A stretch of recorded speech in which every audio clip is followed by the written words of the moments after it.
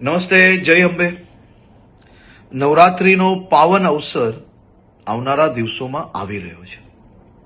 માં અંબાની ભક્તિ અને શક્તિમાં રંગાવા માટે ગુજરાતના સૌ નાગરિકો તૈયાર થઈ ગયા છે.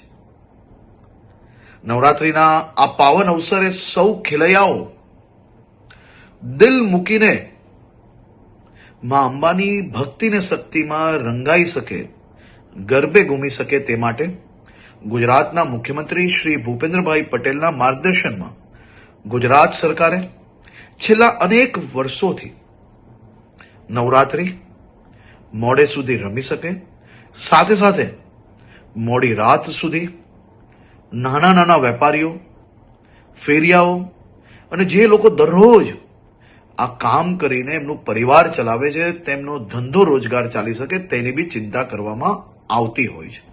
આ વર્ષે બી મુખ્યમંત્રીશ્રીના માર્ગદર્શનમાં આ બધા જ મધ્યમ વર્ગીય વેપારી, નાના વેપારીઓ, દુકાનોવાળા, રેસ્ટોરન્ટવાળા એનો ધંધો ચાલી શકે તે માટે પોલીસને ખાસ સૂચના આપવામાં આવી છે કે 10 દિવસ થોડો લોડ વધારે લઈને બી રાજ્યના સૌ નાગરિકો ઉત્સાહપૂર્વક નવરાત્રી બનાવી શકે તે માટેની ચિંતા કરવામાં આવે.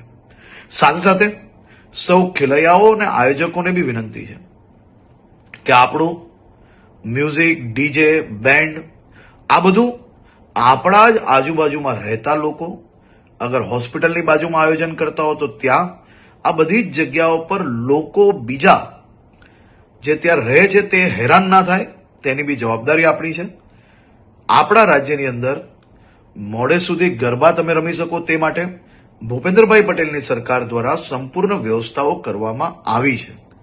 પરંતુ સાથે સાથે એક જવાબદાર નાગરિક તરીકે તમે બી સૌ લોકો પોતપોતાનો ફરજ અદા કરશો તેવો મને 100% વિશ્વાસ છે. સૌ લોકોને ફરી એકવાર જય અંબે અને આપ સૌ લોકોને નવરાત્રીની ખૂબ ખૂબ શુભકામનાઓ હમણાંથી જ આપું છું. નવરાત્રીમાં દિલ મૂકીને આપ સૌ લોકો માં અંબેની ભક્તિ કરી શકો તેવી આપ લોકોને ખૂબ ખૂબ શુભકામનાઓ.